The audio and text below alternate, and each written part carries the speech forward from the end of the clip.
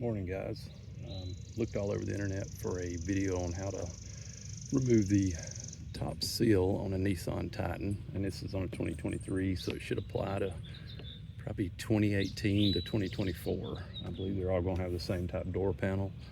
Going to tint the windows on this truck today, but I didn't see a video on how to remove this top seal without removing the whole door panel. So I wanted to put one up. Hopefully it helps someone else. Start with the corner of the door panel. Just pull it and you'll hear a pop. Work your way down. Probably about four to five pops.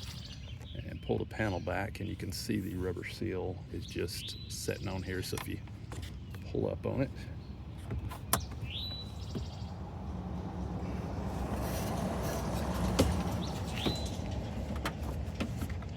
should be able to get it out. It's just sets on the ridge of the door frame, so pretty easy to come out. Gives you a lot more room to bottom load the film and should make the tint job a lot cleaner and a lot easier. Hope this helps someone else, but comment with any questions you have. Thanks for watching.